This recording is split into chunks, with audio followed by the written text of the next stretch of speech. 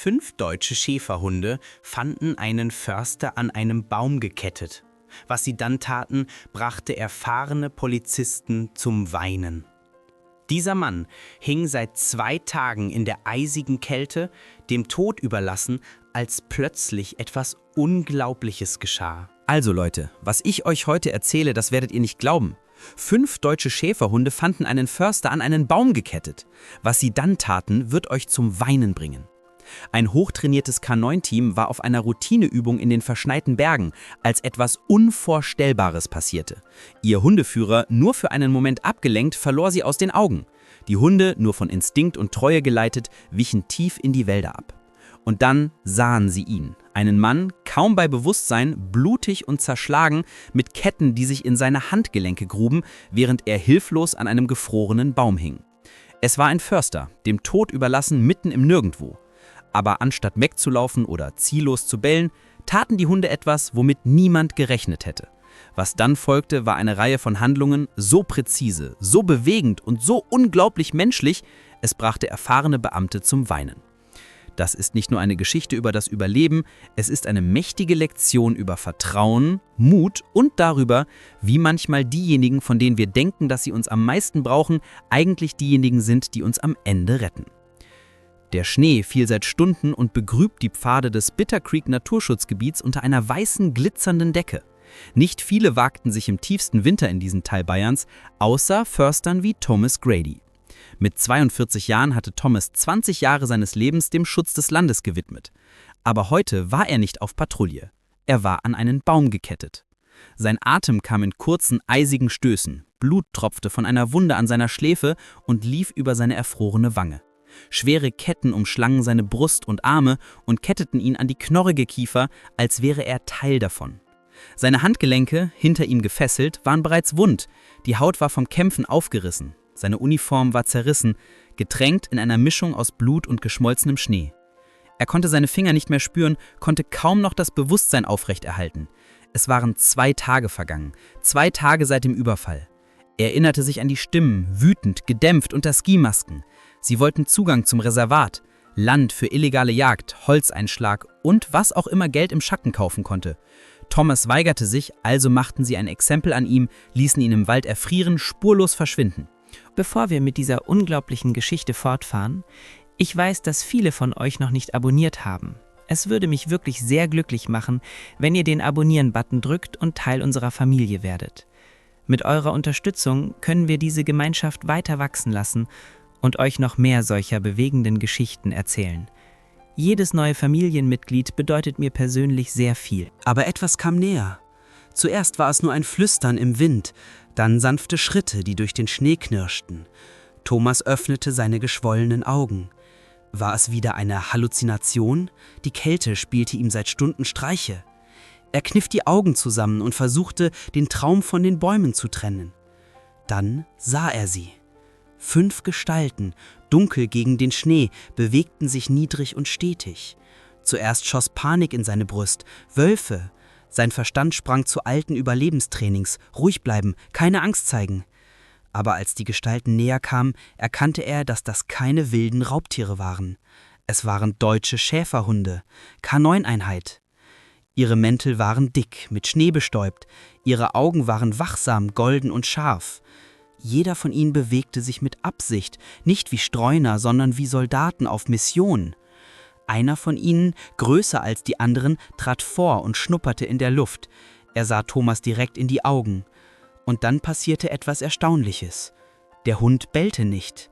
Er knurrte nicht. Er setzte sich direkt vor Thomas, Ohren aufgestellt, Brust stolz wie eine Statue. Dann kam ein anderer nach vorn und schnupperte am Fuß des Baumes. Ein weiterer begann, das Gebiet zu umkreisen. Die anderen fächerten sich in einem Muster auf, das taktisch aussah. Diese Hunde waren nicht verlaufen, sie waren ausgebildet. Thomas spürte, wie ihm Tränen in die Augenwinkel stiegen, halb vor Emotion, halb vom Wind. Er konnte nicht sprechen, aber er schaffte es zu flüstern. Gute Jungs. Der Alpha-Hund, der mit einer Narbe über seinem linken Auge, trat einen Schritt vor und schnupperte an der Kette. Er bellte einmal, kurz und scharf, es hallte durch die Bäume. Thomas wusste nicht, ob jemand es hören würde, aber die Hunde wussten es. Sie begannen zu handeln. Einer fing an, im Schnee um die Kette zu graben und legte das Vorhängeschloss frei. Ein anderer sprang hoch und bellte zum Himmel, um jemanden oder etwas zu alarmieren. Es war, als wüssten sie, was getan werden musste. Minuten fühlten sich wie Stunden an. Thomas driftete ins Bewusstsein hinein und heraus, aber kurz bevor die Dunkelheit ihn wieder beanspruchte, hörte er es. Entfernte Stimmen, Schritte, die durch den Wald rannten und dann eine menschliche Stimme, dringend: »Ich sehe ihn hier drüben.« Thomas hob kaum den Kopf. Durch den Schleier von Schnee und Schmerz sah er einen Mann in Polizeiuniform, flankiert von weiteren Hundeführern, die durch die Bäume kamen. Die Hunde hatten es geschafft, sie hatten Hilfe gebracht. Aber als Thomas sich zu verblassen begann, erhaschte er einen letzten Blick. Der Alpha-Hund stand nur wenige Meter entfernt und starrte ihn an. Nicht mit Neugier, nicht mit Verwirrung, sondern mit Verständnis. Und dann wurde Thomas ohnmächtig. Thomas erwachte zu dem scharfen Geruch von Desinfektionsmittel und dem leisen Piepen eines Herzmonitors. Sein Körper schmerzte an 1000 Stellen, als hätte jemand Nägel in jeden Knochen und Nerv getrieben. Er blinzelte langsam, das grelle Fluoreszenzlicht der Krankenstation stach in seine Augen. Es war warm hier, zu warm. Nach Tagen in der eisigen Wildnis schien seine Haut von der Hitze betäubt zu sein. Eine Krankenschwester erschien neben ihm. »Sie sind jetzt sicher«, sagte sie sanft. »Sie haben Glück, dass wir Sie rechtzeitig gefunden haben.« Thomas versuchte zu sprechen, aber seine Stimme kam nur als Kratzen heraus. »Die Hunde? Wo sind die Hunde?« Sie lächelte. »Sie sind draußen. Die K9-Einheit, die sie gefunden hat. Sie warten. Besonders einer von ihnen. Der Große mit der Narbe.« Thomas ließ seinen Kopf auf das Kissen zurückfallen. Es war kein Traum gewesen. Die Hunde waren echt. Später am Tag kam Sheriff Dalton herein. Sein Gesicht eine Mischung aus Erleichterung und verhaltenem Zorn. Dalton war ein robuster Mann in den 50ern, gebaut wie eine Eiche und genauso unbeweglich. »Grady«, sagte er rauh und zog einen Stuhl heran, »du hast eine verdammt große Geschichte zu erzählen.« Thomas nickte langsam. »Wie haben Sie mich gefunden?« Dalton lehnte sich zurück, die Arme verschränkt. »Unser K9-Team lief eine Wintertrainingsrunde in den östlichen Wäldern. Sie wurden nach einem plötzlichen Whiteout von ihrem Führer getrennt. Wir dachten, sie wären verlaufen, bis sie allein zurückkamen, aber nicht zum Checkpoint. Sie kamen zur Hauptstation zurück und bellten wie verrückt, mit Schnee bedeckt. Eine der Führerinnen, Rachel Vance, wusste, dass etwas nicht stimmte. Sie vertraute ihnen, lud das Quad auf und folgte ihnen. Sie führten sie direkt zu dir.« Thomas schloss seine Augen. Seine Brust wurde eng. »Sie haben mein Leben gerettet.« Dalton nickte. »Ja, aber hier wird es seltsam.« Er zog einen Ordner unter seinem Arm hervor und öffnete ihn. Darin war eine Karte des Waldes mit handgezeichneten Notizen. »Du warst an einem Baum in einem Sektor gekettet, der seit über 5 Jahren nicht mehr patrouilliert wird. Keine aktiven Wege, keine Campingplätze, keine Feuerstraßen. Wer auch immer dir das angetan hat, wusste genau, wo man jemanden entsorgt, den man nicht gefunden haben will.« Thomas ballte den Kiefer zusammen. »Illegale Operationen. Sie wollten mich zum Schweigen bringen.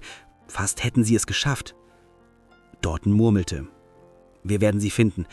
Aber da ist noch etwas.« Dalton stand auf und öffnete die Tür zum Flur. Einen Moment später watschelte ein großer deutscher Schäferhund herein. Ruhig, stetig, seine vernarbten Augen immer noch scharf. Er blieb in der Türöffnung stehen, die Ohren nach vorn, dann ging er direkt zu Thomas' Bett und legte seinen Kopf sanft auf die Matratze. »Lernt Wähler kennen«, sagte Dalton. 8 Jahre alt, ausgezeichneter Militär K9, aus dem Dienst nach dem Tod seines Führers im Ausland. Seitdem hatte er Probleme, sich anzupassen. Windet sich nicht, vertraut nicht, aber aus irgendeinem Grund hat er dich ausgewählt.« Thomas streckte die Hand aus, zitternd, und berührte den dicken Hals des Hundes.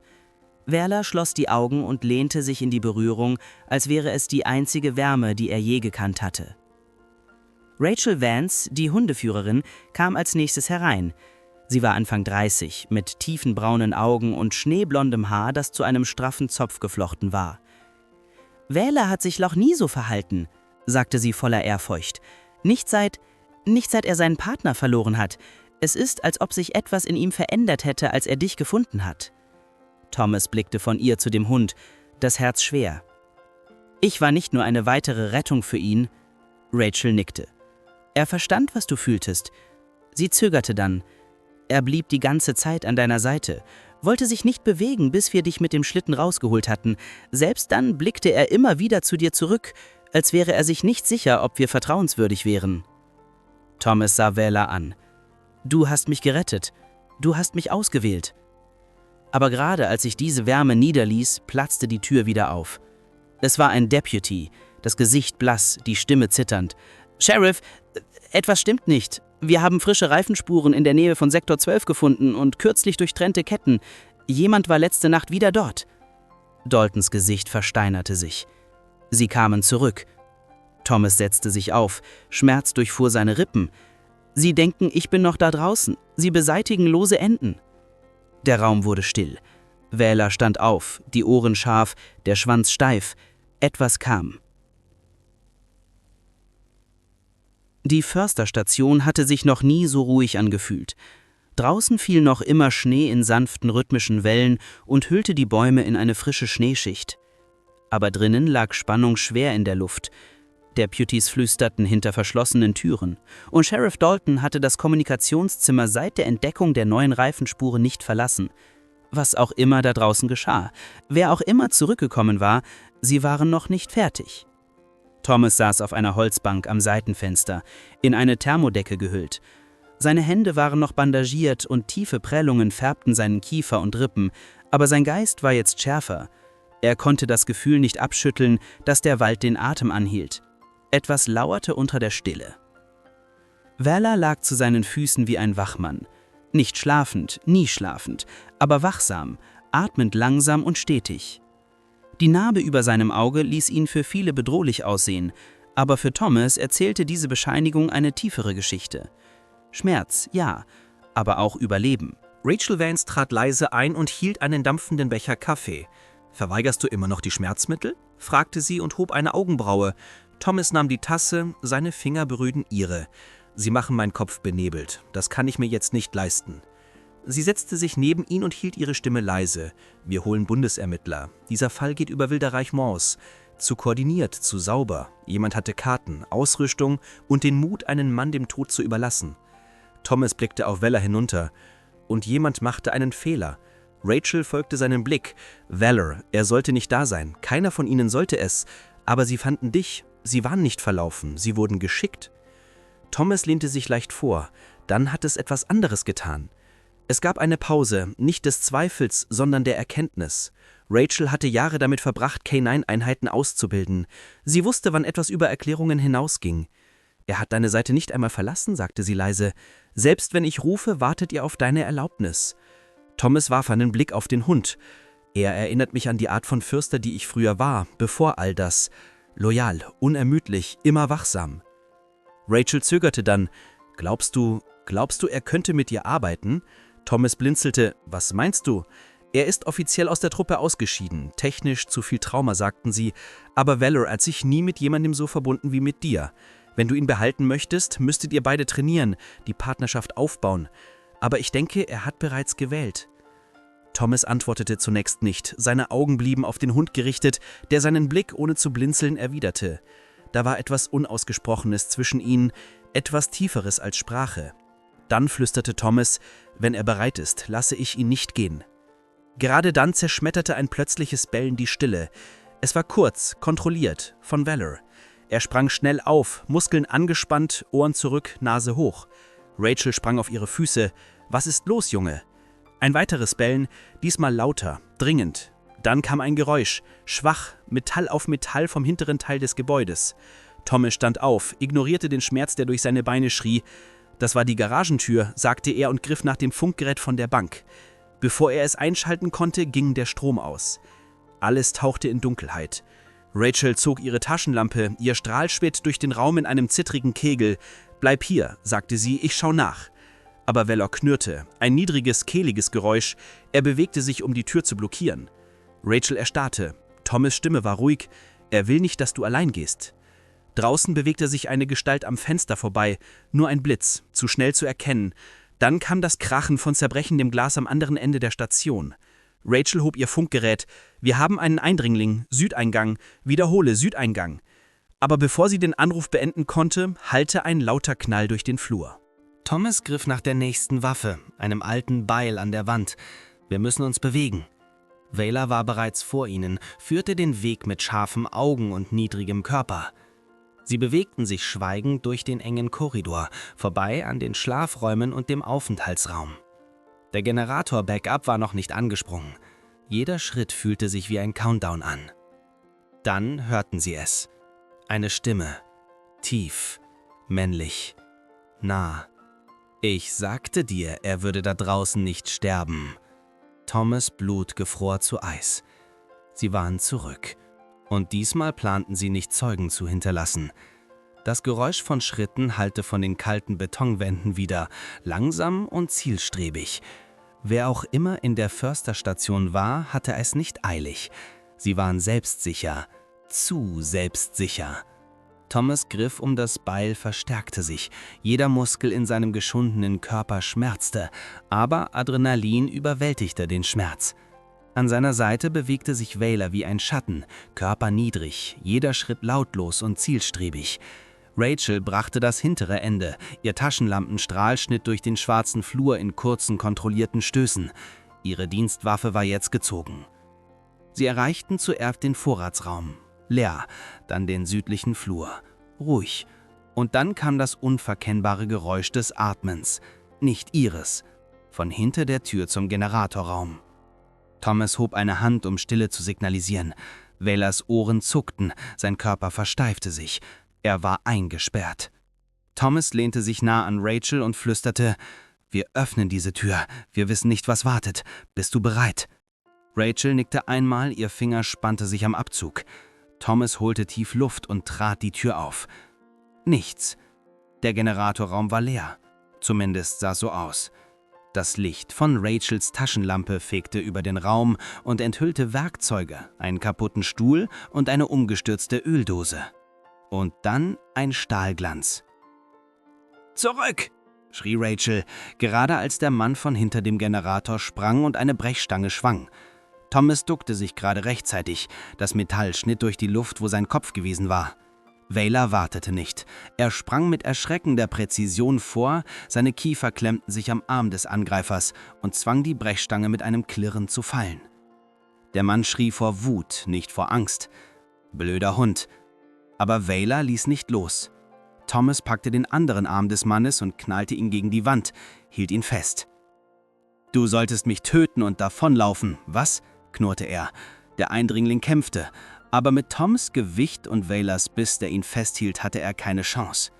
Rachel legte dem Mann Handschellen an und las ihm seine Rechte vor mit fester Stimme. Aber als der Mann Blut auf den Boden spuckte, grinste er. »Glaubst du, ich bin der Einzige?« Thomas erstarrte. »Überprüf das Gelände«, bellte Rachel. »Jetzt!« Sie ließen den Mann gefesselt zurück und stürmten zurück in den Flur.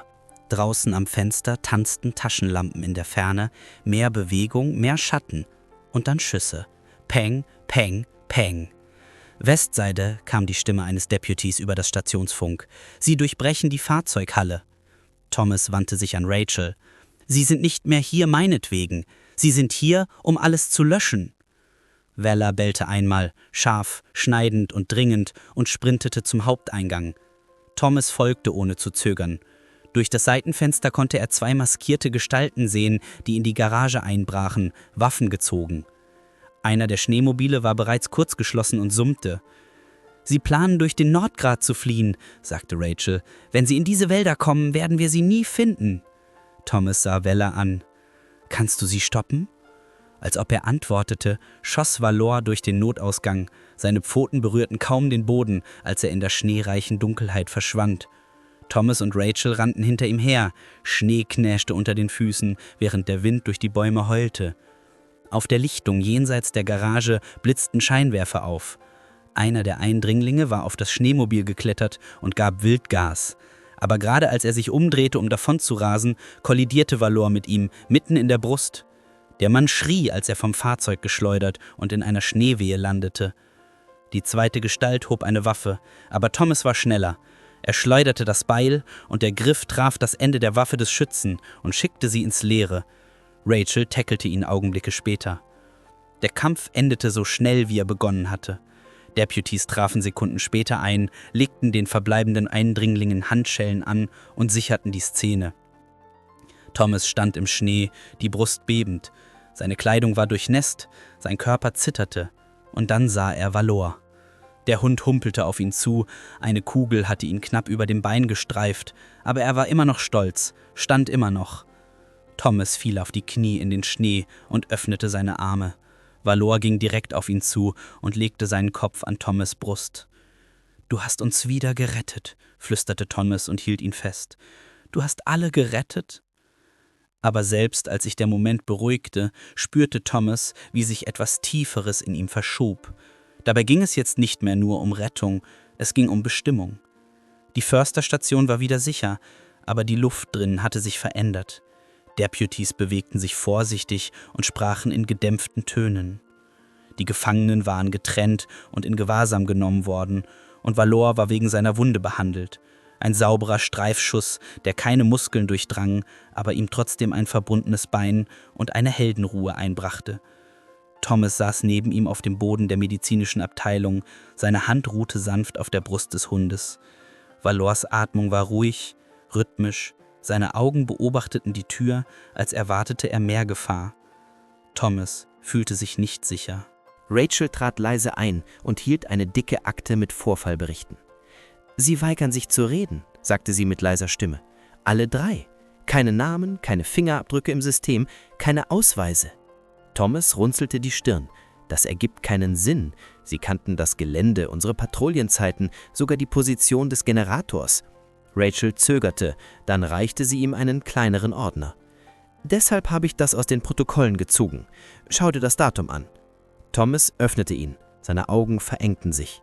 Vor 4 Wochen war einem zivilen Auftragnehmer kurzfristig Zugang zur Nordseite des Reservats gewährt worden. Name: Jakob Melzer. Zweck: Wartung der Wildtierkameras. Das einzige Problem war, dass Thomas das nie genehmigt hatte und die Unterschrift auf dem Formular war nicht seine. Er sah Rachel an. Jemand hat das gefälscht. Rachel nickte. Und nicht nur jemand mit interner Berechtigung. Thomas' Kiefer spannte sich an. »Du sagst, das kam aus innen?« Rachel antwortete nicht, das musste sie auch nicht. In dieser Nacht, nachdem die Station ruhig geworden war, ging Thomas nach draußen, um Luft zu schnappen. Schnee fiel immer noch leicht und hüllte die Welt in eine trügerische Ruhe. Valor humpelte neben ihm, der Schwanz schwang sanft, die Nase zuckte, während er den Horizont absuchte. Und dann sahen sie ihn. Sheriff Dalton stand allein am nördlichen Perimeter und blickte in die Wälder. Thomas hielt inne. Das ist seltsam. Dalton drehte sich um beim Geräusch von Schritten und schenkte ein gezwungenes Lächeln. »Konntest du auch nicht schlafen?« »So etwas in der Art«, antwortete Thomas, die Augen zusammengekniffen. Dalton machte eine Geste zu den Bäumen. »Lustig, nicht wahr? Nach all den Jahren hier draußen war die größte Bedrohung nicht die Tiere.« Thomas antwortete nicht. Dalton seufzte und trat näher. »Sie versuchten nur einen Deal zu machen. Ich wusste nicht, dass sie es so weit treiben würden. Dich so anketten, das war nicht Teil des Plans.« Thomas erstarrte. Die Worte sickerten langsam ein wie Gift. »Du«, flüsterte er, »du warst es.« Daltons Gesicht verzog sich, nicht vor Schuld, sondern vor Erschöpfung. »Du warst im Weg. Du hast ständig Genehmigungen blockiert, in Berichten gegraben, die begraben werden sollten. Sie boten Geld an, um einfach wegzuschauen. Das war alles, was es sein sollte.« Thomas' Fäuste ballten sich. »Du hast mich dort sterben lassen.« Dalton nickte kalt. »Ich dachte nicht, dass du überleben würdest. Niemand hätte das gekonnt. Nicht in diesem Sturm.« Dann warf er einen Blick auf Valor. »Aber ich hatte nicht mit ihm gerechnet.« Valor stößte ein tiefes Knurren aus, der Körper starr. Dalton machte einen langsamen Schritt zurück. »Hör, du gehst weg von all dem. Ich kann sicherstellen, dass dir keine Schwierigkeiten mehr vor die Tür kommen. Du und dieser Hund bekommt eine Medaille, gehst vorzeitig in Rente und niemand erfährt jemals etwas.« Aber Thomas schüttelte bereits den Kopf. »Glaubst du, ich werde nach all dem still bleiben?« Daltons Hand bewegte sich langsam zu seinem Gürtel. Zu langsam. Valor sprang, bevor er ziehen konnte. Der Sheriff traf mit einem Stöhnen auf den Boden, festgehalten von 45 Kilogramm trainierter Kraft. Aber diesmal hielt Thomas den Hund nicht auf. Er trat vor und sah Dalton in die Augen. »Du hast deinen Eid verraten. Du hast mich verraten.« Als Rachel und die Deputies eintrafen, lag die Wahrheit bereits in Trümmern. Thomas übergab die gefälschten Dokumente, Rachel überprüfte die Stationsprotokolle und Wallon, immer noch an Thomas' Seite, beobachtete jeden Zug. Der Mann, der sie über ein Jahrzehnt lang geleitet hatte, wurde schweigend verhaftet. Aber selbst als sich die Türen hinter Dalton schlossen, wusste Thomas, dass der Schaden tiefer reichte als Verrat. Er wandte sich an Rachel. Alles, was er berührt hat, ist kompromittiert. Jede Genehmigung, jeder Bericht. Wir müssen von vorn anfangen. Rachel nickte. Dann machen wir es zusammen. Thomas blickte auf Wallon hinunter und nicht ohne ihn. Aber etwas in Wallon hatte sich verändert. In dieser Nacht ging er unruhig die Stationswände auf und ab. Seine Instinkte waren scharf, seine Ohren immer wachsam. Thomas saß neben ihm, während das Feuer im Hintergrund knisterte. »Du wusstest es vor uns allen. Du hast es gespürt.« Wallon bellte nicht, aber seine Augen verließen nie die Schatten draußen. Etwas sagte Thomas, dass das noch nicht vorbei war. Die folgenden Tage waren schwer von Stille und Schneefall. Ermittler kamen aus der Landeshauptstadt München. Sie durchkämmten jede Ecke der Försterstation, gruben Genehmigungen aus, gruben Geschichte aus und gruben die Lügen, die Dalton jahrelang begraben hatte. Die Wahrheit kam in Fragmenten heraus.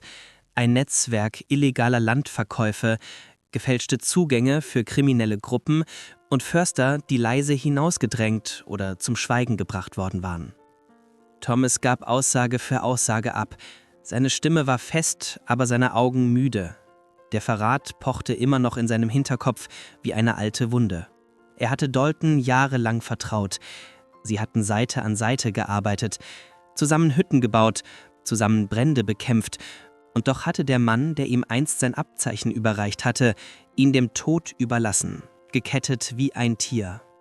Aber Wallon verließ nie seine Seite. Nicht einmal. Er folgte Thomas durch jedes Interview, jedes Briefing, jeden stillen Mitternachtsspaziergang durch den Schnee. Deputies sahen ihn nicht länger nur als Hund, sie begannen ihn wie einen Soldaten, einen Bruder zu behandeln, etwas zwischen Mann und Mythos. In der 3. Nacht nach Daltons Verhaftung stand Thomas am eingezäunten Perimeter der Stationsgelände. Der Himmel darüber war zum ersten Mal klar, die Sterne glitzerten kalt über den Baumspitzen.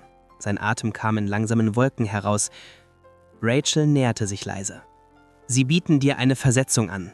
Zurück nach München. Volle Leistungen, Beratung, Bürojob.« Thomas antwortete zunächst nicht. Er blickte auf Wallon hinunter, der zu seinen Füßen lag, und einmal mit dem Schwanz wedelte, als sich ihre Blicke trafen. »Sehe ich aus wie jemand, der hinter einen Schreibtisch gehört?« sagte er schließlich. Rachel gab ein müdes Lächeln. Dachte ich mir. Sie blickte zu ihm hinüber. »Sie werden nicht aufhören, oder?« Rachels Lächeln verschwand. »Nein, es ist zu viel Geld in diesen Bäumen begraben, zu viele Namen, die wir noch nicht aufgedeckt haben, und zu viele von ihnen sind noch da draußen.« Thomas nickte langsam. »Dann bleibe ich.« Rachel reichte ihm einen Umschlag. »Dachte mir, dass du das sagen würdest. Das ist deine offizielle Versetzung in die K9-Abteilung, wenn du willst. Weller wurde für die Reaktivierung unter deinem Kommando freigegeben.« Thomas öffnete den Umschlag mit ruhigen Händen. Drinnen war eine saubere Akte. Sein Name, Wellers Name, eine Einheitsbezeichnung, Förster taktische K9, Einheit Echo. »Glaubst du wirklich, ich bin qualifiziert?« fragte er. Rachel blickte zwischen ihm und dem Hund hin und her. »Ich denke, ihr seid es bereits.« Thomas kniete neben Wallon nieder und fuhr mit der Hand durch sein dickes Fell. »Was sagst du, Partner?« Wallon bellte leise, ein tiefes, selbstbewusstes Geräusch, ein Geräusch, das Ja sagte. Aber als die Tage vergingen, fühlte sich der Frieden dünner an. Das Gefühl, beobachtet zu werden, kehrte zurück. Deputies berichteten über seltsame Störungen, Spuren im Schnee, die nicht zu Wildtieren passten, Ausrüstung, die fehl am Platz bewegt wurde, kurze Funkstörungen in der Nacht. Nichts Konkretes, aber genug, um selbst die erfahrensten Förster zu beunruhigen. Dann, spät an einem Abend, überprüfte Thomas allein Berichte in der Kommunikationskabine, als der Sicherheitsmonitor ausging. Statisch, dann schwarz. Er versuchte, die Verbindung wiederherzustellen, aber etwas störte das Signal. Das war, als Valor aufstand, Ohren hoch, Muskeln angespannt. Eine Sekunde später flackerten die Notlichter draußen an. Thomas trat in die Kälte hinaus, Taschenlampe in einer Hand, Dienstwaffe am Gürtel. Valor trabte voraus, Schwanz niedrig, Nase zum Wind. Sie erreichten den Rand des Stationszauns. Nichts. Schnee, Bäume, Stille. Aber dann ein Geräusch, ein sanftes Klirren. Ketten, dasselbe metallische Rasseln, das Thomas in seinem Schlaf heimsuchte. Er drehte sich nach rechts, gerade als eine Gestalt hinter einem Baum verschwand. »Hey«, rief Thomas, »zeig dich!« Keine Antwort, nur das Flüstern von Wind und Schnee. Valor knurrte tief und beschützend. Und dann, kurz bevor die Gestalt vollständig in der Dunkelheit verschwand, fing ein silbernes Abzeichen des Mondlicht ein. Ein Abzeichen. Thomas' Blut gefror. Es war nicht vorbei. Jemand von innen, jemand anders war immer noch da draußen und beobachtete. Thomas schlief in dieser Nacht kaum. Das Bild des mysteriösen Abzeichens, das im Mondlicht blitzte, verfolgte ihn. Er wusste, was es bedeutete. Dalton handelte nicht allein.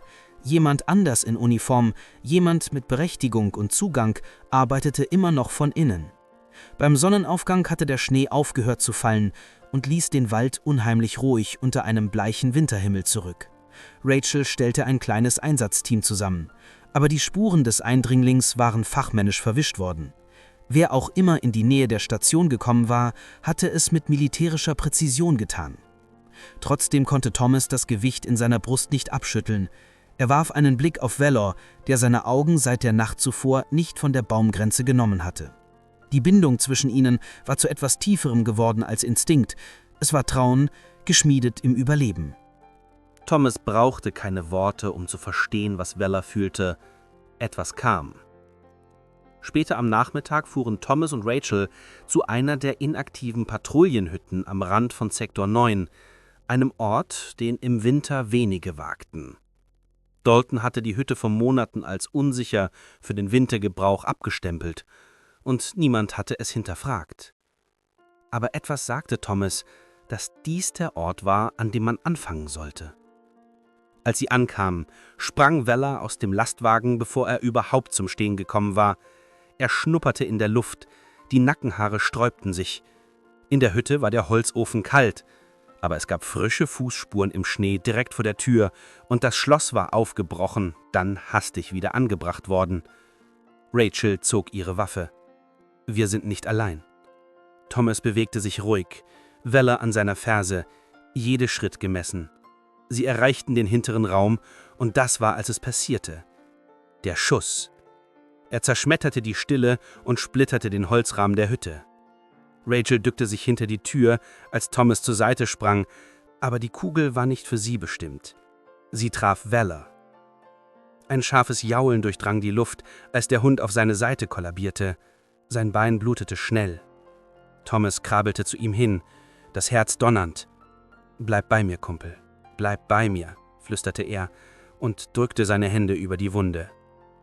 Der Schütze trat ins Blickfeld, unmaskiert. Ein junger Deputy, Markus Hahn, einer von Daltons vertrauenswürdigen Männern. »Du hättest tot bleiben sollen, Förster. Glaubst du, Dalton einzusperren hätte irgendetwas gestoppt? Er war nur das Gesicht. Ich bin derjenige, der das hier aufgebaut hat.« Thomas stand langsam auf, Blut an seinen Händen. »Du hast ihn erschossen. Du hast meinen Hund erschossen.« Markus zuckte nicht zusammen. »Dieser Hund hat uns alles gekostet.« Rachel schlich sich unbemerkt durch den Seitenflur hinter ihn. Thomas hielt ihn im Gespräch. »Warum, Markus? Warum deinen eigenen Eid verraten?« Markus grinste. »Glaubst du, dieses Land bedeutet ihnen etwas? Der Regierung? Es ist nur Eigentum. Ich habe es profitabel gemacht. Aber zu welchem Preis? Leben, Ehre, dein Abzeichen. Tu nicht so, als hättest du nicht dasselbe getan«, zischte Markus. Das war, als Rachel sich bewegte. Zwar schnelle Schritte und ein Schlag auf die Rückseite von Markus' Knie brachte ihn zu Boden. Sie hatte ihm Handschellen angelegt, bevor er überhaupt nach seiner Waffe greifen konnte. Thomas fiel wieder neben Valor, Panik brodelte in seiner Brust. Der Hund atmete, aber kaum. »Wir müssen jetzt losfahren«, sagte Rachel. »Ich rufe das Evakuierungsteam.« Thomas hob Weller sanft in seine Jacke und in seine Arme. »Gib nicht auf, Kumpel. Bleib bei mir«, flüsterte er und drückte seine Hände über die Wunde.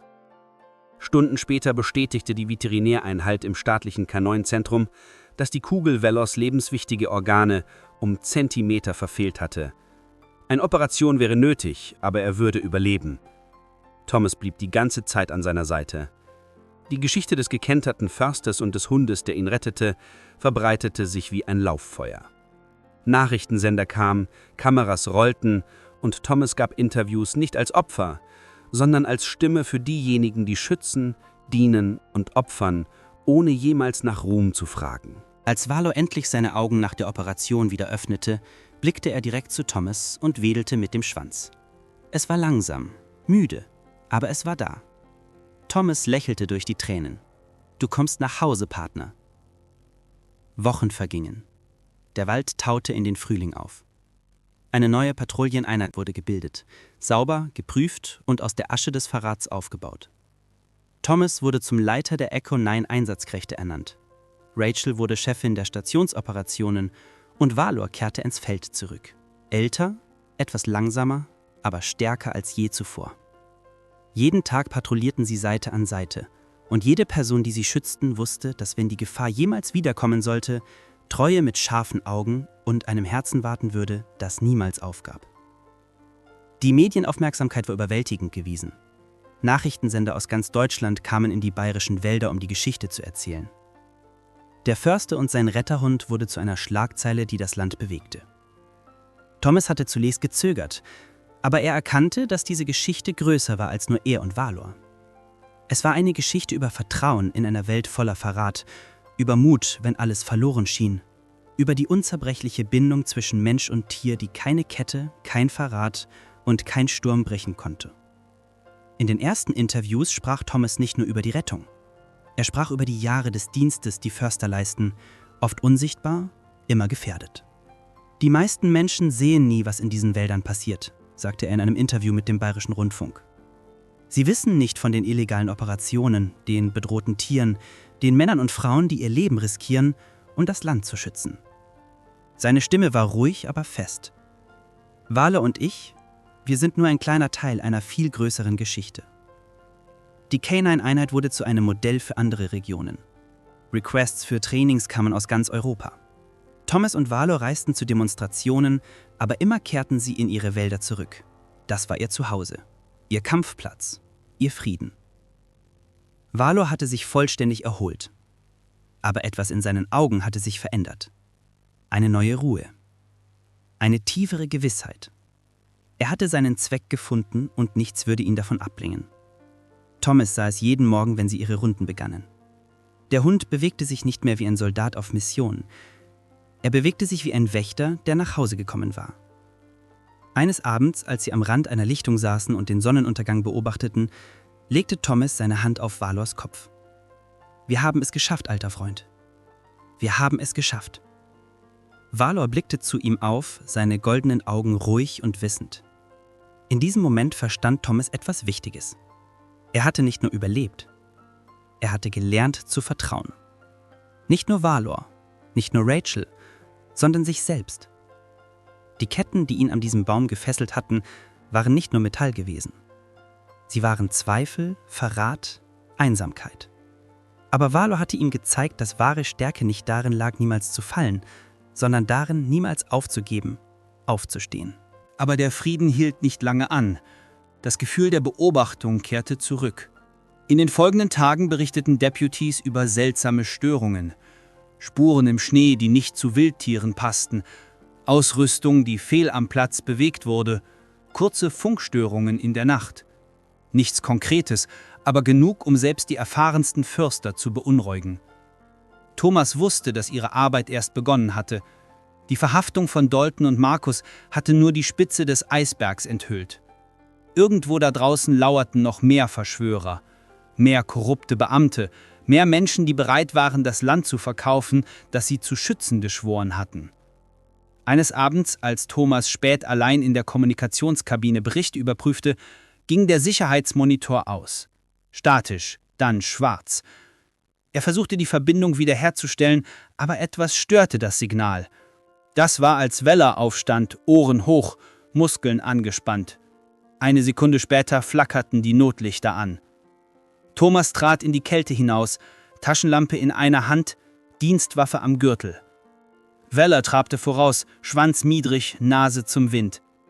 Sie erreichten den Rand des Stationszauns. Nichts. Schnee, Bäume, Stille. Aber dann ein Geräusch, ein sanftes Klirren, Ketten. Dasselbe metallische Rasseln, das Thomas in seinem Schlaf heimsuchte. Er drehte sich nach rechts, gerade als eine Gestalt hinter einem Baum verschwand. »Hey!« rief Thomas. »Zeig dich!« Keine Antwort, nur das Flüstern von Wind und Schnee. Weller knurrte tief und beschützend. Und dann, kurz bevor die Gestalt vollständig in der Dunkelheit verschwand, fing ein silberner Glanz das Mondlicht ein. Ein Abzeichen. Thomas' Blut gefror. Es war nicht vorbei. Jemand von innen, jemand anderes war immer noch da draußen und beobachtete. Thomas schlief in dieser Nacht kaum. Das Bild des mysteriösen Abzeichens, das im Mondlicht blitzte, verfolgte ihn. Er wusste, was es bedeutete. Es gab noch andere. Am nächsten Tag versammelten sich Thomas und Rachel im Besprechungsraum mit den verbliebenen vertrauenswürdigen Deputies. Karten wurden ausgebreitet, Berichte analysiert. »Wir haben ein systematisches Problem«, sagte Thomas. »Das geht tiefer als nur Dalton und Markus.« Rachel nickte. »Die Frage ist, wie viele sind noch da draußen?« Thomas studierte die Karten. Markierungen zeigten verdächtige Aktivitäten über die letzten Monate. Zu viele Muster, zu viele Koinzidenzen. Sie arbeiten koordiniert. Das ist kein Zufall. Ein älterer Deputy, Klaus Weber, ein Mann, dem Thomas vertraute, meldete sich zu Wort. »Ich habe in den letzten Wochen einige alte Akten durchgesehen, Landverkäufe, die nie Sinn ergaben, Genehmigungen für Firmen, die nicht existieren.« »Zeig mir«, sagte Thomas. Klaus breitete die Dokumente aus. Namen, Daten, Unterschriften. Ein Muster begann sich abzuzeichnen. Thomas' Augen verengten sich. Das sind alles Gebiete, die als ungeeignet für Naturschutz eingestuft wurden. Rachel legte einen Finger auf die Karte. Von wem eingestuft? Klaus suchte durch die Papiere.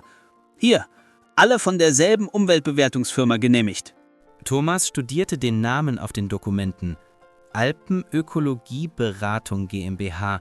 Habt ihr schon mal von denen gehört? Kopfschütteln im Raum. Rachel griff nach ihrem Laptop.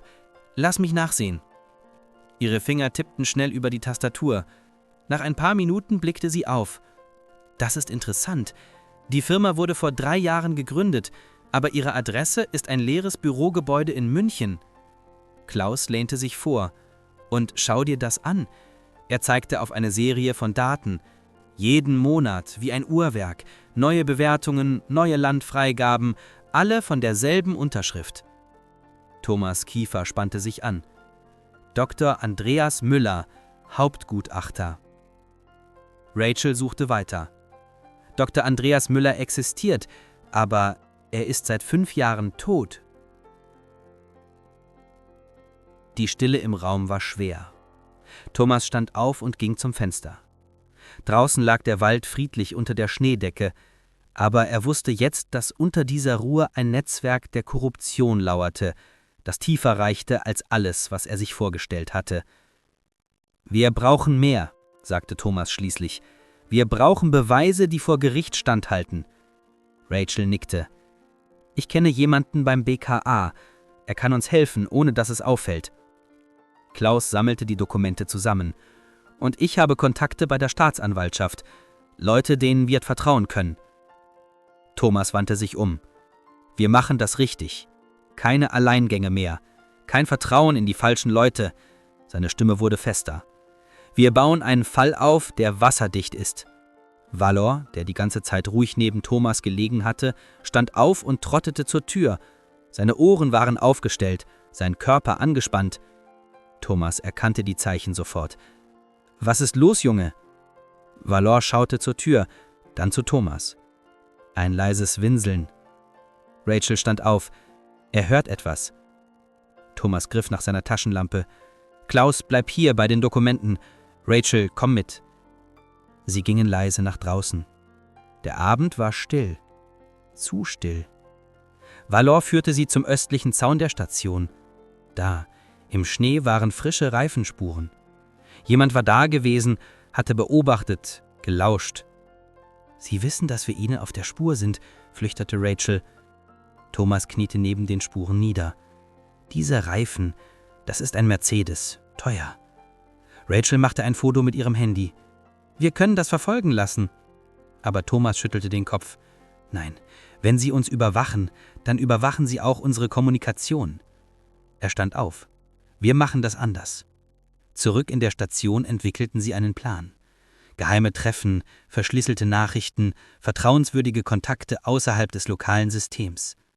Thomas wusste, dass sie in ein Wespennest gestochen hatten, aber es gab kein Zurück mehr. Zu viele Menschen hatten bereits gelitten, zu viele Förster waren bedroht, versetzt oder schlimmer behandelt worden. »Wir fahren morgen nach München«, sagte Thomas. »Wir schauen uns diese Adresse persönlich an.« Rachel nickte. »Und Valor?« Thomas blickte zu seinem Partner hinunter. »Valor kommt mit. Er hat schon bewiesen, dass er Bedrohungen spürt, bevor wir sie sehen.« Die Nacht war unruhig. Thomas lag wach und lauschte auf jeden Laut draußen. Valor lag neben seinem Bett, ebenso wachsam. Irgendwann gegen 3 Uhr morgens hörten sie es. Das leise Knirschen von Schritten im Schnee. Thomas und Valor bewegten sich wie eine Einheit zum Fenster. Da draußen bewegte sich eine dunkle Gestalt zwischen den Bäumen, zu weit entfernt, um Details zu erkennen, aber nah genug, um eine Bedrohung darzustellen. Thomas griff nach seinem Funkgerät, aber Valor legte eine Pfote auf seinen Arm. Der Hund schüttelte leicht den Kopf. »Nicht jetzt. Warte.« Thomas verstand. Wer auch immer da draußen war, sie wollten nicht, dass er wusste, dass sie beobachtet wurden. »Klug, alter Freund«, flüsterte Thomas. Sie beobachteten weitere 10 Minuten, bis die Gestalt verschwand. Dann erst entspannte sich Valor. Am frühen Morgen brachen Thomas, Rachel und Valor nach München auf. Die 3-stündige Fahrt verlief meist schweigend. Jeder hing seinen eigenen Gedanken nach. Thomas starrte auf die vorbeiziehende Landschaft und dachte an all die Förster, die vor ihm gekommen waren. Ehrliche Männer und Frauen, die ihr Leben dem Schutz des Landes gewidmet hatten, nur um von korrupten Kollegen verraten zu werden. »Wir sind da«, sagte Rachel, als sie in einen Parkplatz in der Münchner Innenstadt einbogen. Das Bürogebäude vor ihnen sah respektabel aus. Glas und Stahl, modern und sauber. Aber als sie näher kamen, wurden die Risse sichtbar. Leere Fenster, ein Zu-vermieten-Schild, verwelkte Pflanzen vor dem Eingang.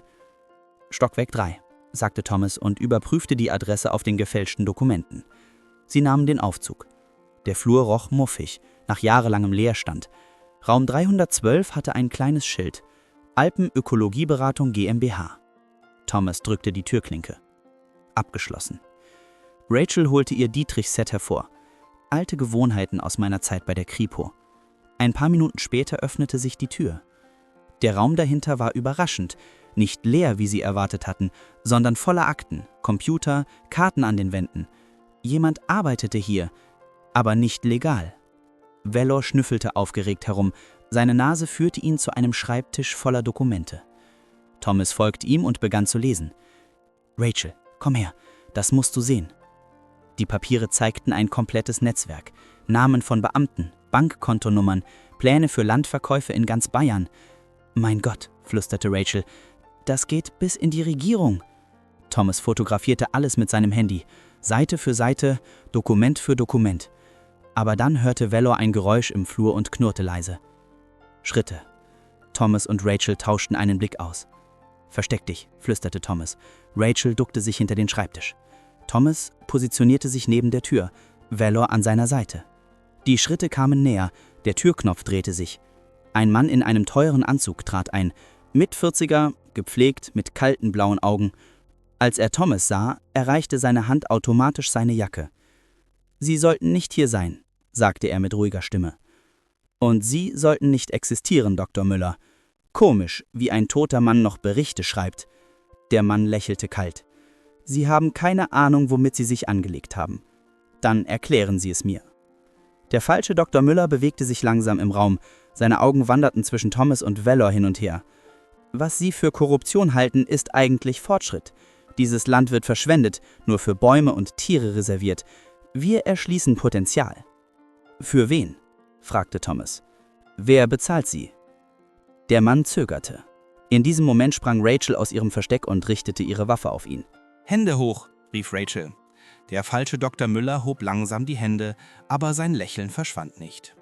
»Sie verstehen nicht, in was Sie sich eingemischt haben. Das hier ist größer als ein paar korrupte Förster.« Thomas trat näher. »Dann erklären Sie es uns. Internationale Investoren, chinesische Bergbauunternehmen, arabische Immobilienentwickler, amerikanische Holzkonzerne. Sie alle warten darauf, dass diese geschützten Gebiete freigegeben werden.« Der Mann sprach, als würde er eine Geschäftspräsentation halten. »Wir sind nur die Vermittler.« Rachel hielt ihre Waffe steady. »Und dafür verkaufen Sie das deutsche Naturerbe?« »Ich verkaufe Zukunft«, antwortete er kalt.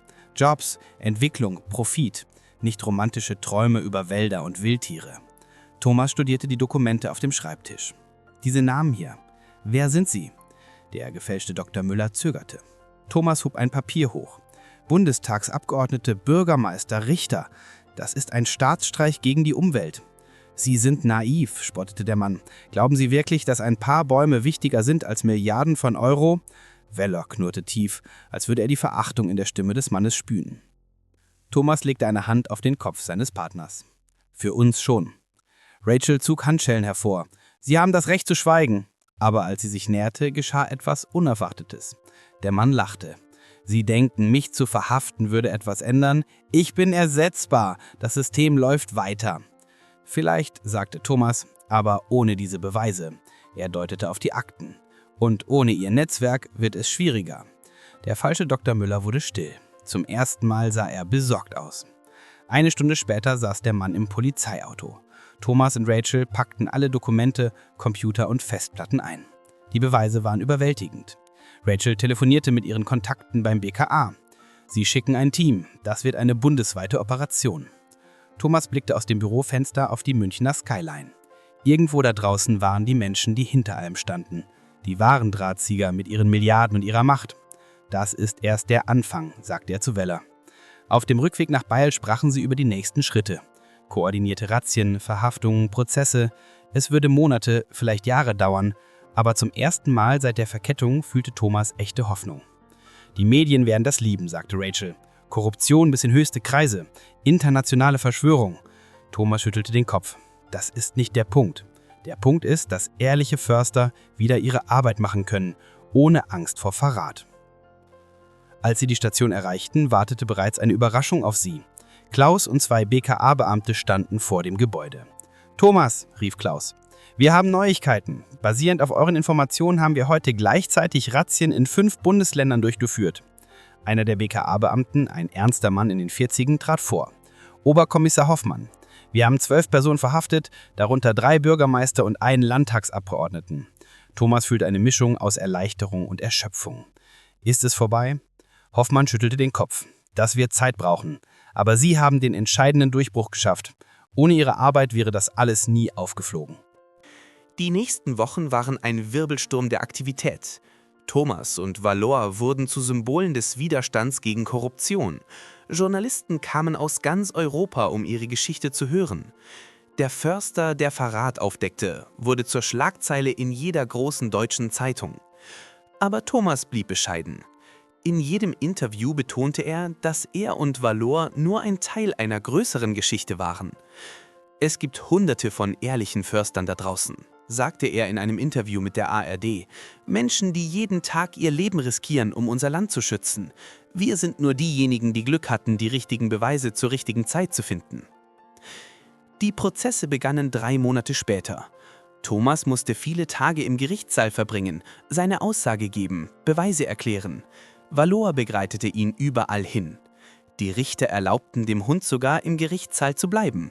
Eine beispiellose Entscheidung, die zeigte, wie wichtig seine Rolle in der ganzen Geschichte war.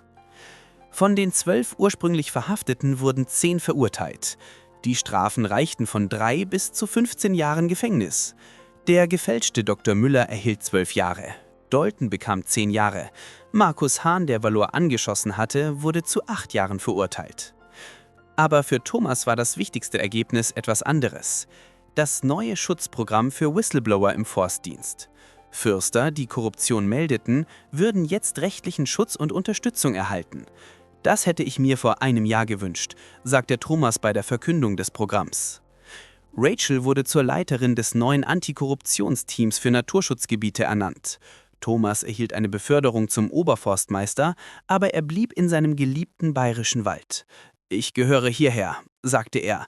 »Valor und ich, wir sind hier zu Hause.« Die internationale Aufmerksamkeit brachte unerwartete Möglichkeiten. Einladungen zu Konferenzen in Washington, London, Tokio. Andere Länder wollten von Deutschlands Erfahrung lernen. Thomas nahm einige Einladungen an, aber immer mit dem Verständnis, dass er nicht lange wegbleiben würde. Bei einer UN-Konferenz in New York hielt Thomas eine Rede vor Delegierten aus 50 Ländern. Valor lag ruhig neben dem Podium, seine Präsenz ebenso mächtig wie die Worte seines Partners. Korruption ist ein globales Problem, aber der Mut dagegen zu kämpfen ist auch global. Jeder von uns kann einen Unterschied machen. Nach der Rede kam ein chinesischer Delegierter zu Thomas. »In meinem Land kämpfen wir mit ähnlichen Problemen«, sagte er. »Können Sie uns helfen?« Thomas lächelte. »Wir können unsere Erfahrungen teilen, aber jedes Land muss seinen eigenen Weg finden.« 2 Jahre nach der großen Verhaftungswelle erhielt Thomas einen besonderen Anruf. Der Bundespräsident wollte ihm und Vaylor das Bundesverdienstkreuz verleihen. »Eine außergewöhnliche Ehre für außergewöhnlichen Mut«, sagte die Stimme am Telefon. Thomas blickte zu Vaylor hinunter, der friedlich in der Sonne lag. »Wir nehmen es gemeinsam entgegen.« Die Zeremonie in Berlin war überwältigend. Hunderte von Menschen, Medienvertreter aus der ganzen Welt, Regierungsbeamte. Aber Thomas fühlte sich erst wohl, als er Vaylor neben sich auf der Bühne sah. Der alte Hund trug ein spezielles Geschirr mit einer kleinen deutschen Flagge. Thomas Grady und sein Partner Vaylor haben bewiesen, dass Mut keine Uniform braucht, sagte der Bundespräsident in seiner Rede. Sie haben gezeigt, dass die Bindung zwischen Mensch und Tier stärker sein kann als Korruption, stärker als Verrat, stärker als Angst. Nach der Zeremonie gingen Thomas und Vaylor allein durch den Tiergarten. Berlin war so anders als ihre bayerischen Wälder, aber Vaylor schien die Aufmerksamkeit zu genießen. Kinder liefen zu ihm, um ihn zu streicheln, Erwachsene machten Fotos. Thomas lächelte, sein Partner war ein Held geworden. Aber die wahre Belohnung kam, als sie nach Hause zurückkehrten. Das neue K9-Trainingszentrum war fertig. Ein modernes Gebäude mit Lehrräumen, Trainingsplätzen und sogar einer kleinen Bibliothek über Mensch-Tier-Partnerschaften. Über dem Eingang stand ein Schild: Thomas Grady und Vaylor Zentrum für Naturschutz K9 Training. »Das ist zu viel«, hatte Thomas protestiert, als er von den Plänen erfuhr. »Ihr seid beide Symbole geworden«, hatte Rachel erklärt. »Symbole für Integrität, Mut und Partnerschaft. Das Zentrum wird diese Werte an die nächste Generation weitergeben.« Die ersten Absolventen des Zentrums kamen aus ganz Deutschland. Junge Förster mit ihren Hunden, alle brennend darauf, einen Unterschied zu machen. Thomas leitete persönlich viele Kurse, aber es war Vaylor, der den größten Eindruck hinterließ. Der alte Hund hatte eine natürliche Fähigkeit, sowohl Menschen als auch andere Hunde zu lehren. »Seht, wie er sich bewegt«, sagte Thomas während einer Demonstration. »Jeder Schritt ist überlegt, jede Bewegung hat einen Zweck. Das kommt nicht von Training allein, das kommt von Vertrauen.« Vaylor demonstrierte Spurensuche, Personenschutz, Gefahrenerkennung. Aber das Wichtigste, was er lehrte, war Loyalität. An einem ruhigen Herbstabend saßen Thomas und Vaylor auf ihrer Lieblingsbank am Rand der Lichtung. Die Sonne ging unter, malte den Himmel in Rot- und Goldtönen. Thomas legte seine Hand auf Vaylors grauen Kopf. »Wir haben einen langen Weg hinter uns, alter Freund.« Vaylor sah zu ihm auf mit denselben goldenen Augen, die ihn vor Jahren an diesem Baum gefunden hatten. Aber jetzt war da Frieden in diesen Augen. Frieden und Gewissheit. »Glaubst du, wir haben etwas bewegt?« fragte Thomas. Vaylor legte seinen Kopf auf Thomas' Knie und seufzte zufrieden. Das neue Deutschland, das sie hinterlassen würden, war nicht perfekt. Es gab immer noch Korruption, immer noch Menschen, die bereit waren, die Natur für Profit zu verkaufen. Aber es gab auch das Zentrum, die ausgebildeten Teams, die neuen Gesetze. Es gab eine Generation von Förstern, die wusste, dass sie nicht allein kämpfen mussten. Du weißt, dass sie Geschichten über uns erzählen werden, Thomas. Lange, nachdem wir weg sind. Der Hund wedelte einmal mit dem Schwanz, als würde er es verstehen. 5 Jahre waren seit jener verhängnisvollen Nacht im Schnee vergangen. Vaylor war jetzt 13, ein alter Herr in Hundejahren, aber seine Augen strahlten immer noch mit derselben Intelligenz und Treue. Thomas, mittlerweile 47, spürte die Jahre weniger in seinem Körper als in seinem Herzen. Jeder Tag mit Vaylor war kostbar geworden, denn beide wussten, dass ihre Zeit zusammen endlich war. An einem warmen Frühlingsmorgen machten sie ihre letzte offizielle Patrouille durch Sektor 9, derselbe Bereich, in dem alles begonnen hatte. Vaylor bewegte sich langsamer jetzt, blieb öfter stehen, um zu schnuppern oder einfach die Sonne zu genießen. Thomas respektierte das Tempo seines alten Freundes. Es gab keinen Grund zur Eile mehr. »Erinnerst du dich an diesen Platz?« fragte Thomas, als sie die Lichtung erreichten, wo er vor Jahren an den Baum gekettet gewesen war. Vaylor hob den Kopf und sah den Baum an. Ein leises Winseln entwich ihm, nicht aus Angst, sondern aus Erinnerung. Thomas kniete neben ihm nieder. »Du hast mich hier gefunden. Du hast mir das Leben gerettet.« Aber Thomas wusste jetzt, dass die Rettung in beide Richtungen gegangen war. Vaylor hatte nicht nur sein Leben gerettet, er hatte ihm einen Zweck gegeben, eine Partnerschaft, die über alles hinausging, was er sich vorgestellt hatte. »Und ich hoffe, ich habe dir geholfen, einen neuen Anfang zu finden«, flüsterte Thomas. Sie setzten ihren Rundgang fort, vorbei an Orten, die für beide bedeutsam waren. Die Hütte, in der sie Markus verhaftet hatten, die Kreuzung, wo sie zum ersten Mal als Team zusammengearbeitet hatten, die Bank am See, wo sie viele Abende verbracht hatten und einfach die Ruhe des Waldes genossen. Als sie zur Station zurückkehrten, wartete eine Überraschung auf sie. 20 der besten K9-Teams aus ganz Deutschland waren gekommen. Junge Förster und Hunde. Alle Absolventen des Thomas Grady und Vaylor Zentrums. »Wir wollten uns verabschieden«, sagte einer von ihnen, ein junger Mann namens Michael mit seinem deutschen Schäferhund Max. Thomas war überwältigt. Diese jungen Leute waren die Zukunft des deutschen Naturschutzes. Sie trugen die Werte weiter, für die er und Vaylor gekämpft hatten. Ehrlichkeit, Mut, Treue. »Ihr macht mich stolz«, sagte Thomas, seine Stimme brüchig vor Emotion. Rachel trat zu ihm. Sie war jetzt Leiterin der Nationalen Antikorruptionseinheit und eine der respektiertesten Naturschutzbeamtinnen Europas. »Die nächste Generation ist bereit«, sagte sie leise. »Du und Vaylor, ihr habt ihnen den Weg gezeigt.« An diesem Abend, als alle Gäste gegangen waren, saßen Thomas und Vaylor ein letztes Mal auf ihrer Bank. Der Mond schien durch die Bäume, derselbe Mond, der in jener Nacht über Thomas' Rettung geschienen hatte. »Weißt du, was das Schönste an unserer Geschichte ist?« fragte Thomas. Vaylor sah ihn mit müden, aber zufriedenen Augen an. »Es ist nicht nur unsere Geschichte, es gehört jetzt allen. Allen jungen Förstern, die gelernt haben, dass sie nicht allein kämpfen müssen. Allen Hunden, die gelernt haben zu trauen. Allen Menschen, die gelernt haben, dass Mut ansteckend ist.« Am nächsten Morgen wachte Thomas auf und fand Vaylor friedlich neben seinem Bett liegend. Der alte Hund war im Schlaf gegangen, ohne Schmerz, umgeben von der Wärme und Liebe seines Partners. Thomas weinte, aber es waren Tränen der Dankbarkeit, nicht der Trauer. Die Beerdigung von Valor war anders als alles, was Deutschland je gesehen hatte. Förster aus allen Bundesländern kamen, um dem Helden die letzte Ehre zu erweisen. K9-Teams bildeten eine Ehrengarde. Valor wurde auf dem Gelände des Trainingszentrums begraben, unter einer großen Eiche, die Schatten über die Trainingsplätze warf, wo künftige Generationen lernen würden. Thomas sprach bei der Zeremonie. Valor war mehr als ein Hund. Er war ein Lehrer, ein Beschützer, ein Freund. Aber vor allem war er ein Symbol dafür, dass Treue unzerbrechlich ist. Seine Geschichte wird weiterleben, in jedem Hund, der hier trainiert wird, in jedem Förster, der lernt zu vertrauen. Ein Jahr später stand Thomas vor dem Deutschen Bundestag. Er war eingeladen worden, über die Bedeutung des Naturschutzes zu sprechen. Aber seine Botschaft war größer. »Was Valor und ich gelernt haben«, sagte er zu den Abgeordneten, »ist, dass echte Stärke nicht darin liegt, nie zu fallen, sondern darin, aufzustehen und anderen zu helfen, dasselbe zu tun.« Die Gesetze, die nach ihrer Geschichte verabschiedet wurden, waren revolutionär. Strengere Strafen für Umweltkorruption, besserer Schutz für Whistleblower, internationale Zusammenarbeit gegen illegale Landhandel.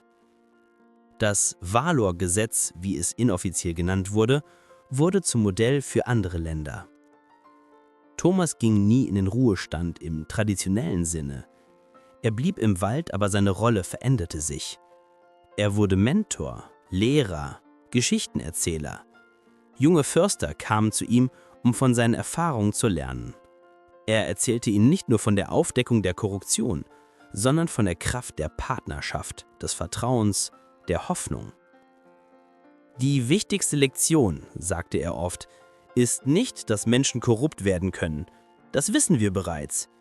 Die wichtigste Lektion ist, dass gewöhnliche Menschen außergewöhnliche Dinge tun können, wenn sie den Mut haben, das Richtige zu tun. 5 Jahre nach Valors Tod wurde eine Statue enthüllt. Thomas und Valor, für immer in Bronze gefasst, stehen vor dem Trainingszentrum. Kinder kommen oft dorthin, um die Geschichte zu hören. Ihre Eltern erzählen ihnen von Mut, von Treue, von der Kraft der Freundschaft zwischen Mensch und Tier. Thomas besucht die Statue jeden Morgen. Er erzählt Valor von den neuen Hunden, den neuen Förstern, den neuen Erfolgen im Kampf gegen die Korruption. »Du würdest stolz sein«, flüstert er. »Sie alle wissen, wer ihnen den Weg gezeigt hat.« Heute, 10 Jahre nach jener schneereichen Nacht, ist Thomas 52.